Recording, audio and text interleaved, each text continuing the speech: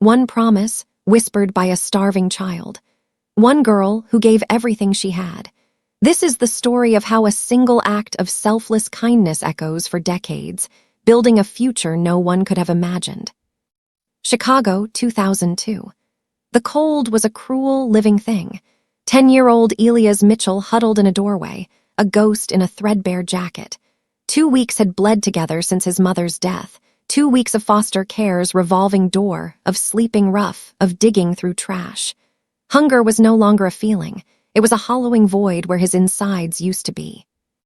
He stumbled toward the sound of laughter, Lincoln Elementary's lunch recess. Through a chain-link fence, he watched a world of vibrant normalcy. Kids unwrapped sandwiches, the scents making him dizzy. A teacher spotted his hollow stare. "You need to leave, you're scaring the students." The words barely registered. He was already invisible. But not to everyone. 9-year-old Savannah Carter stood frozen on the playground. While her friends saw a scary stranger, Savannah saw the truth. His eyes were glassy, his lips cracked. He wasn't dangerous. He was dying. Her own life in a peeling, subsidized apartment was a tight calculus of scarcity. Breakfast, oatmeal. Dinner, rice and beans. Her lunchbox held her one daily treasure, a peanut butter sandwich, an apple, a juice box. Her grandmother's words were her compass. "We may not have much, but we always share what we got." It wasn't a choice. It was a reflex. She walked to the fence. Up close, his trembling was worse. "Hi," she whispered. "I'm Savannah, you look hungry." He tried to speak, but no sound came. She pushed her entire lunch through the gap. "Take it." For a second, he stared, disbelieving. Then his hands snatched the sandwich. He didn't eat it. He inhaled it, tears cutting through the grime on his cheeks. He devoured the apple, gulped the juice. When he finally looked up, his gaze was clear. "Thank you," he rasped. "What's your name?" "Elias." "Are you okay, Elias?" A single, devastating shake of his head. "No." The bell rang. "I'll bring you lunch tomorrow, too," Savannah promised, the words leaving her before she could think. His eyes widened. "You will." "I promise." She ran back, looking back 3 times. He sat clutching her empty juice box like a relic. The next day she came back, and the next. Her family, noticing her packed double lunches, didn't scold her. They quietly worked extra hours. Her grandmother added extra fruit. They had nothing, so they gave the only currency that mattered, compassion. For 6 months she was his anchor. On his final day, before a new foster placement took him, he made a wild child's vow. "I'll come back for you when I'm rich." Savannah smiled through her tears, tore the red ribbon from her hair and tied half around his thin wrist. "So you remember," she said. He clutched the ribbon. "I'll find you." It was a promise sealed in polyester and hope against impossible odds. The red ribbon was the only color in a world gone gray. For Elias Mitchell, it became his pulse, his prayer. The foster home was temporary. The streets after he aged out were endless, but the ribbon, now tied permanently to his wrist, was constant. Sleeping in the backseat of a rusted sedan, he'd press the frayed fabric to his cheek. The memory of Savannah's voice, "I promise," was the cord that kept him from disappearing entirely. He worked. He scraped. Day labor, washing dishes, hauling trash. Every meager dollar was split between survival and night classes. The other men mocked his worn textbooks, but Elias would just touch the ribbon and hear a 9-year-old girl's conviction that he was worth a sandwich, worth medicine, worth her only coat. He built himself around that belief, brick by brutal brick. 2 decades later, the transformation was complete. Elias Mitchell woke at 6 a.m. in a penthouse so silent he could hear the hum of the Sub-Zero refrigerator. Floor-to-ceiling windows framed a panoramic view of Lake Michigan, the sunrise painting the water in strokes of gold he never noticed. The apartment was a masterpiece of minimalist design, cold limestone, sleek steel, devoid of photographs or personal touches. It wasn't a home, it was a vault. His closet held 40 tailored suits. He selected one by feel. A $12 million deal had closed overnight. His assistant texted the news. He replied, "Good." He felt nothing. The ritual was always the same. After the espresso machine finished its expensive sigh, he would walk to his home office, unlock a drawer, and remove the single object that held meaning, a small, custom glass frame. Inside, pressed against black velvet, was the faded red ribbon. The fabric was deteriorating, despite every preservation effort. 22 years of salt, sweat, and desperate hope had taken their toll. He would place his palm gently on the cool glass, as if he could touch the memory itself. The ghost of peanut butter, the Chicago wind, her small, determined face. Where is she? The question was his constant companion. It echoed in boardrooms during hollow congratulations. It whispered during handshake deals worth more than his entire childhood. His business partner, Richard, saw the void behind his eyes. You've been distant for 5 years, Elias, ever since you started buying up all that property in South Chicago. This is about that girl, isn't it? Elias' jaw tightened. Drop it. Maybe she doesn't want to be found. The words were a physical blow. I said drop it. Alone, he would pull up the digital files. 5 years of private investigators, hundreds of thousands of dollars, a trail that ended in a dead end. We've exhausted all leads. Savannah Carter is too common. The family left no trace after 2008. His gaze would shift to a physical map on his wall, dotted with 12 red pins. Every building, every development project he owned was within 2 miles of Lincoln Elementary's fence. It was a monument to a memory, a geographic prayer. If Savannah was still in Chicago, she would be there, in the heart of that struggling community, helping others. It was who she was. So he waited. He built affordable housing not just for profit, but as a lighthouse. He created community centers as gathering places, all of it, a net cast in silent hope. The money was a tool. The empire was a search party. And the man in the penthouse, for all his wealth, was still that hungry boy, pressing a ribbon to the glass, waiting for an answer. Across the city, in the heart of South Chicago, the past was not a relic in a glass case. It was a living, breathing part of Savannah Carter's every day. The girl who once shared her lunch now fought for kids with the same fierce, quiet determination. As a social worker at the South Chicago Community Center, she navigated a broken system, a shield for those slipping through the same cracks that had nearly swallowed Elias. Her office was small, warmed by children's drawings taped to peeling paint. At her neck, beneath her blouse, rested a silver locket. Inside, preserved against her skin, was her half of the red ribbon. She touched it often, a subconscious gesture when faced with a hopeless case, a silent conversation with a memory. Where did you go? Are you alive? Did you know you saved me, too? Her grandmother's lessons had become her life's code. She saw the hungry, the scared, the invisible, and she acted. But the ghost of the boy with the hollow eyes was her first and most formative ghost. Rumors swirled about a developer, Mitchell and Associates, buying up property. They're painting pretty pictures, Savannah, said Dorothy, the community board president. It's the same story. Promises, then displacement. Savannah's skepticism was armor. She'd seen it before.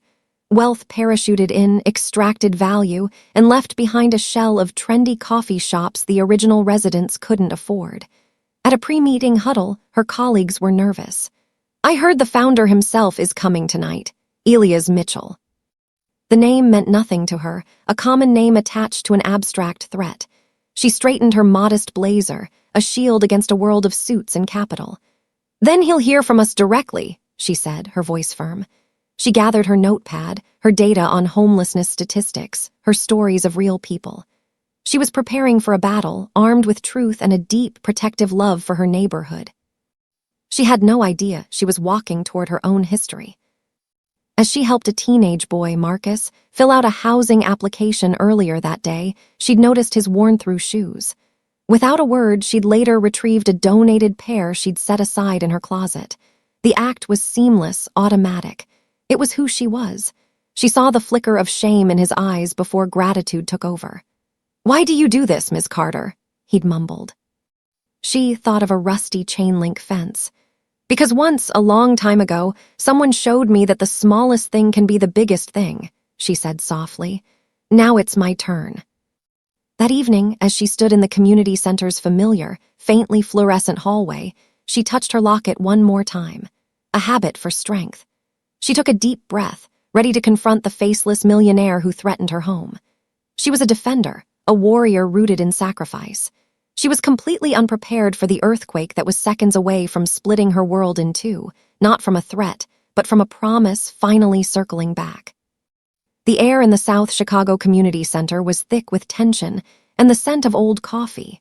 Folding chairs creaked under the weight of 50 anxious residents, elders who'd seen promises broken, young parents clutching toddlers, activists with weary eyes.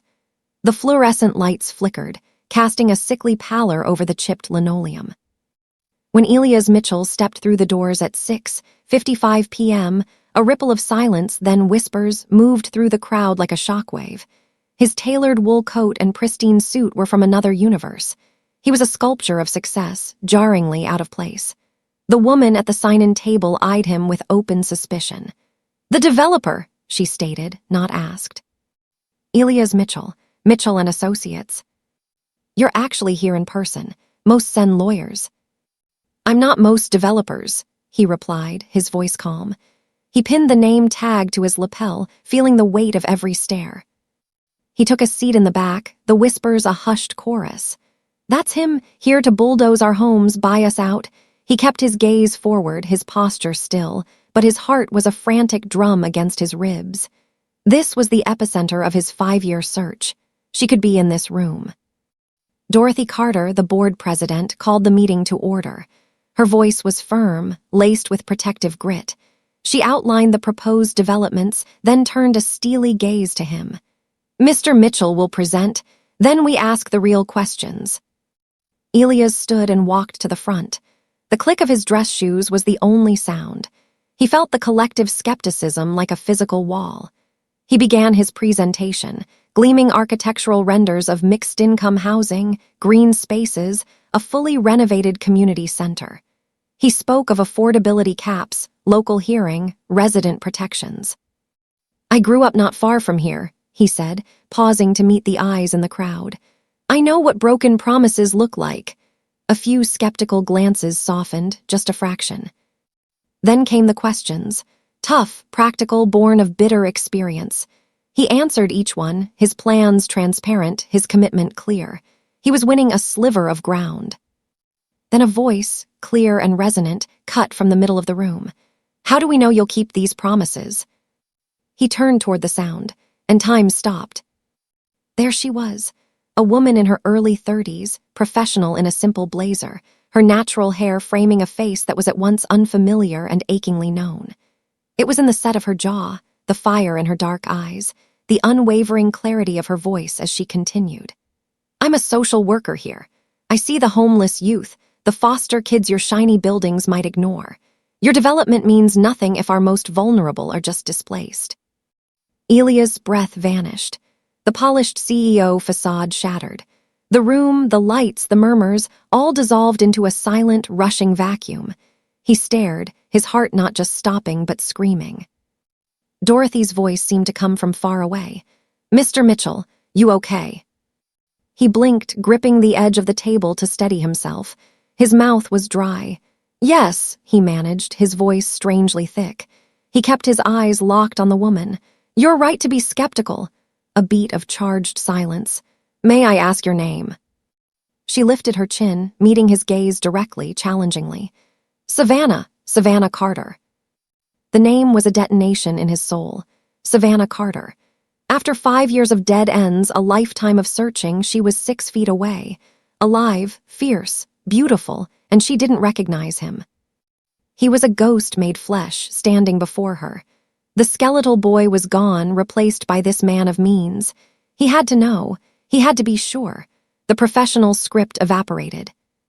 "Savannah Carter," he repeated, the name a prayer on his lips. "Did you, by any chance, attend Lincoln Elementary, about 22 years ago?" Her confident expression flickered, then shifted into profound confusion.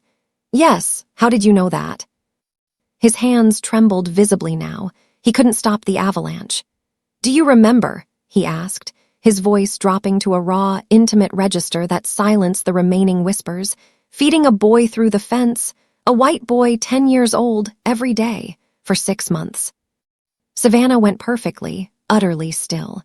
The notepad she was holding slipped from her fingers, hitting the floor with a soft, definitive tap. The world around them ceased to exist. Her hand flew to the locket at her throat. Her lips parted. A single, breathless word escaped, a whisper that echoed in the frozen quiet of the room. Elias. Dorothy's voice cut through the static. Let's take a 15-minute recess. The room erupted into a buzz of confused chatter, but the sound was muffled, distant. Elias and Savannah stood frozen in the eye of a storm they alone inhabited. He watched as she mechanically bent to pick up her fallen notepad, her movements slow, as if underwater. Without a word, she turned and walked toward a small office at the back of the hall. He followed, the crowd parting for them, every eye wide with curiosity. The door clicked shut behind them, sealing them in a sudden, profound silence. The office was tiny, dominated by a scarred desk stacked with files and children's drawings. Savannah leaned against the desk, her back to him, shoulders trembling. Elias stood just inside the door, afraid to breathe, afraid she might vanish. "Savannah," he said, her name a crack in the silence. She turned. Tears streamed down her face, silent and fast. "Elias Mitchell," she whispered, the name a question and an answer. He nodded, his own vision blurring. "It's me." A choked sob escaped her. "You're alive!" The words were heavy with a grief he hadn't understood until that moment, the grief of not knowing, of a story left agonizingly unfinished for 22 years. "I told you I'd come back," he said, his voice thick. She covered her mouth with a shaking hand, nodding uncontrollably. Then her eyes dropped to his hands. He understood. With trembling fingers, he pulled his keychain from his pocket. Dangling beside the fob was his half of the red ribbon, faded to a pale pink, the edges frayed with time. Savannah's breath hitched. She reached for her locket, fumbling with the tiny clasp. It sprang open. Nestled inside was her half. They held them up, side by side in the dim office light. The patterns of the weave, the specific shade of what was once red, a perfect match. A sob broke from her chest, and then they were both crying, the years of silence and searching dissolving in the salt of their tears. They sank into two worn chairs. For a long moment, they just looked at each other, mapping the familiar in the unfamiliar. "Tell me," Elias finally rasped. "Tell me what you remember." She closed her eyes, a small smile touching her lips through the tears. "The first day, you were so small, you ate that sandwich like you were trying to swallow hope itself." She opened her eyes, seeing the past. "My friend Jasmine said you were creepy, but I saw your eyes, you were just lost." "You came back the next day," he said. "I promised I would." Her smile faded into something more profound. "That second day was harder. The first was an impulse. The second was a choice. I had to pack 2 lunches, we barely had enough." She looked down at her hands. "I gave you mine." Elias felt a new pang of guilt. "Savannah, I didn't know." "You weren't supposed to." She looked back at him. "By week 2, my whole family knew. My grandma, she started putting extra in my lunchbox. She work an extra hour cleaning offices to buy more bread. My dad gave you his old gloves. We were poor, Elias, but you were poorer. And you were alone." The memories flowed then, a dam breached. She told him about the teacher, Mrs. Patterson, who caught her and then, after one look at Elias, started leaving extra snacks in Savannah's cubby. She spoke of the other kids teasing, how Jasmine had tried to pull her away. "But you mattered more," she said simply. Then her voice grew quiet. "Winter." Elias closed his eyes. "Winter." "December, you were in that thin jacket, your lips were blue." Her voice was barely a whisper. "I ran home and got my winter coat, my dad's gloves, the scarf my grandma knit me." "You gave me your coat," he said, the memory visceral. "You said you had another." "I didn't." A single tear tracked down her cheek. "I got sick. My grandma was so angry and so proud." He was shaking his head, overwhelmed. "I didn't know. I'm so sorry." "Don't be," she said fiercely, leaning forward. "Then you got sick, the fever. We thought you wouldn't make it." She described begging her grandmother, who took their last bottle of antibiotic medicine saved for Savannah's ailing grandfather, and passed it through the fence with soup and tea. "She saved your life." You both did. The weight of their sacrifice, the depth of it, crushed him. I never knew how much it cost you. It wasn't a cost, she said, reaching across the space to take his hand. Her touch was electric, a connection across decades. It was just what you do. 120 days, Elias. Why did you think I never stopped? He looked at their joined hands, then back into her eyes, the same eyes that had seen his worth in the dirt. Because you saw me. Yes, the word was final. They sat in the truth of it, the hum of the heating vent the only sound. Savannah smiled, a sad, warm, breathtaking thing. The last day, you knew you were leaving, you gave me this. She touched her locket. You told me to remember, to know someone cared. He looked at the frayed ribbon on his keychain. I never took it off, not once, not in 22 years. This time, her sob was one of pure, unfiltered joy. She stood, and he stood with her. They met in the middle of the small room, and he wrapped his arms around her. She buried her face in his shoulder, and they held each other, the boy and the girl, the man and the woman, finally bridging the chasm of years. It was an embrace 22 years in the making. When they pulled back, both were laughing and crying. I have so many questions, she said. We have 22 years to catch up on, he replied, unable to stop smiling. A knock at the door, Dorothy's voice. Folks, we need to reconvene. Savannah called back, 5 more minutes. She turned to Elias, wiping her cheeks. What do we do now? I don't know, he said, his hand still holding hers. But I'm not losing you again. Good, she took a steadying breath. Because we have a community meeting to finish, and Isaiah, this project. Is this really about helping people, or is it about finding me? He was quiet, considering the honesty she deserved. Both, he admitted. I wanted to help because of what you taught me, but I also built it all hoping if I was here enough, I'd find you. She studied him, her gaze seeing through the CEO to the boy at the fence. You built all this looking for me. I built all this, he corrected softly, becoming the person you believed I could be. Her eyes filled with fresh tears, but they were brighter now. She squeezed his hand. Ready. He nodded. Together. Together. The walk back to the meeting room was the longest and shortest of their lives. Savannah's hand in his was an anchor, a claim, a miracle. The murmur of the crowd swelled as they re-entered, hand in hand. 50 pairs of eyes tracked them, wide with curiosity and confusion. The energy in the room had transformed from hostile skepticism to electric, bewildered anticipation. Dorothy stood at the front, her expression a mix of concern and deep curiosity. She raised a hand for quiet. I believe we all just witnessed something remarkable, but we have a community's future to decide. Can we continue, Mr. Mitchell? Elias nodded, leading Savannah to 2 seats side by side at the front. He didn't let go of her hand as he turned to face his audience. The polished CEO was gone. In his place stood a man, raw and revealed. What you just saw, he began, his voice clear but softened with emotion, is the reason this project exists. 22 years ago, I was the homeless, starving boy some of you might remember sitting outside that school. He glanced at Savannah, his voice thickening. This woman, Savannah Carter, saved my life. Every day for 6 months in the cold, she fed me. She saw me when no one else did. A stunned silence held the room. Everything I have built, Elias continued, sweeping a hand toward the rendering still on the screen. I built thinking about her, about the kindness I was shown in this very neighborhood when I had nothing. This development isn't about profit. It's about creating the kind of community that sees kids like I was. That doesn't let them fall through the cracks. It's about building a system that works like Savannah did, not because it's easy, but because it's right. He looked at Dorothy, then back to the crowd. The plans stand, the guarantees are real, but now you know why. A slow clap started from the back, then another.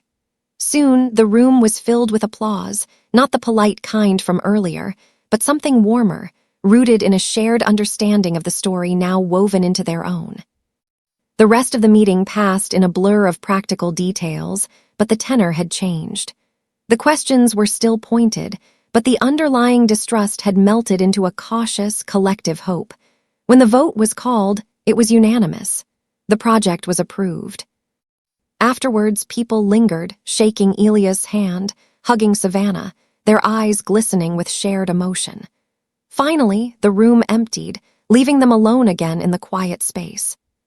Savannah let out a long, shaky breath. That was intense. I didn't mean to make a scene. I'm glad you did, Elias said. The truth needed to be the foundation. She turned to him, her professional demeanor returning slightly. Now we need to talk, really talk. They sat facing each other.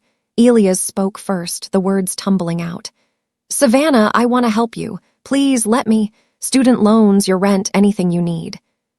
She held up a hand, stopping him. No, stop right there, Elias. I don't want your money. But I have so much, and you. I didn't feed you so you'd owe me a debt. I did it because it was right. Her tone was firm, but her eyes were soft. You want to give back, then give back to them. She gestured toward the door to the neighborhood outside. To the kids like you were, but don't try to pay me off. That would cheapen it for both of us. Elias looked down, chastened. I want to give you everything. She leaned closer. Then answer me this. Did that boy I fed grow into a good man? He met her eyes, the question settling deep.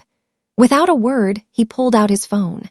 He showed her photos not of luxury cars or penthouses, but of construction sites for affordable housing units, of scholarship award ceremonies for foster youth, of job training kitchens.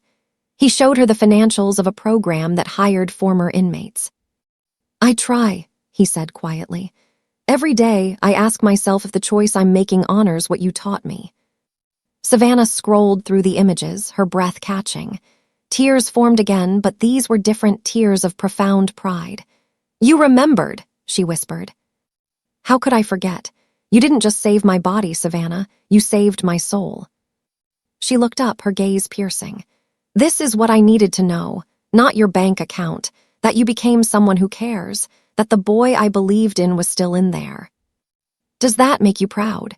He asked, the vulnerability in his voice stark. A beautiful, tearful smile broke across her face.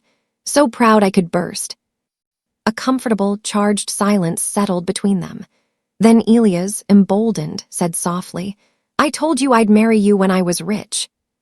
Savannah laughed, the sound like bells in the quiet room. We were children, Elias. I know, but I meant it, and I still mean it. She stopped laughing, studying his face, the earnestness, the hope, the man who had carried her ribbon like a sacred vow. Elias, I'm not saying yes to marriage right now. That's insane. We just reconnected. She took a breath. But you can take me to dinner. As friends, let me get to know the man you became. He grinned, a boyish, hopeful grin that made her heart flip. As friends, I can do that. And whatever happens between us, she added, her social worker pragmatism kicking in, this project continues. You help this community, regardless of us. Deal, he said immediately. Then, softer, though for the record, I'm already in love with you. Savannah's breath caught. The honesty was disarming. Elias, I've loved the memory of you since I was 10 years old. We'll see if you still feel that way after you actually know the woman I am. She stood, smoothing her blazer. I should go, it's late. Can I drive you home? He asked, rising with her. I can take the bus. Please. She saw the need in his eyes, not to show off, but to prolong their time to ensure she got home safe. She nodded. Okay, just a ride. The drive to her modest apartment building was filled with a comfortable silence, the city lights painting their faces in passing streaks of gold and shadow. He pulled up to the curb. Home sweet home, she said softly, gesturing to the plain brick facade. He looked at it, not with judgment, but with a fierce protective ache. Thank you, Savannah, he said, his voice rough, for coming back into that room tonight, for remembering. She smiled, her hand on the door handle. Thank you for giving me a reason to. Good night. Good night, Elias.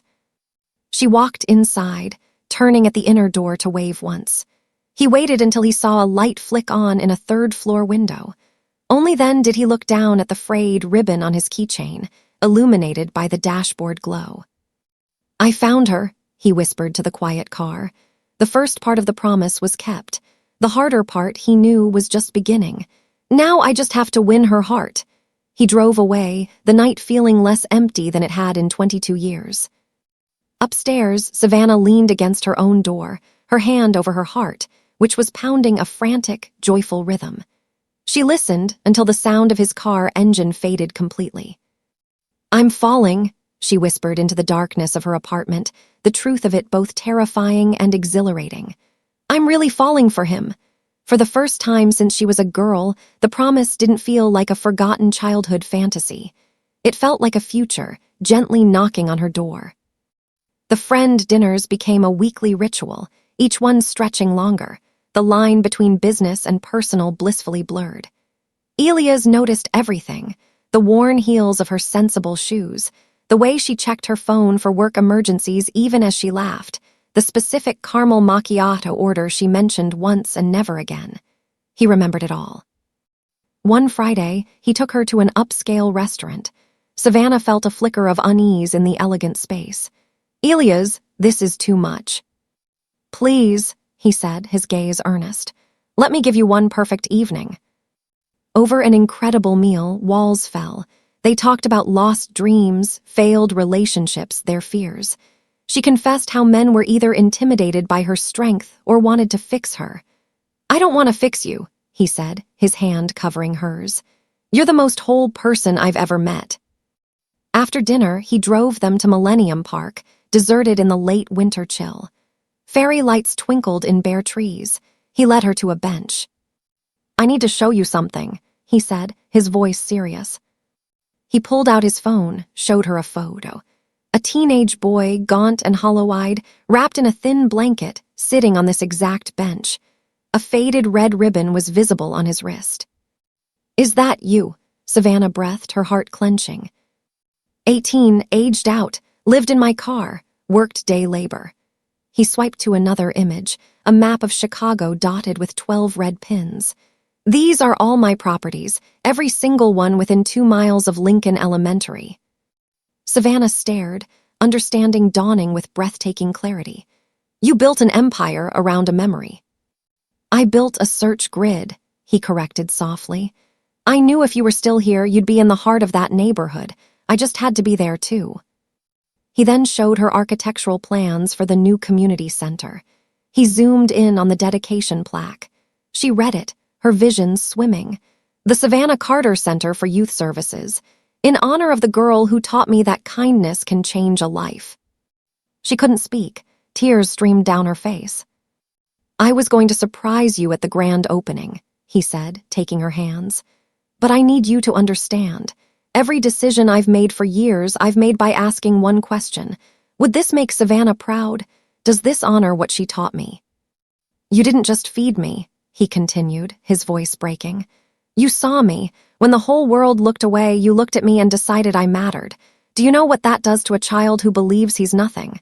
He wiped a tear from her cheek with his thumb. "You gave me hope. You gave me love. You gave me a reason." He moved closer, their foreheads almost touching.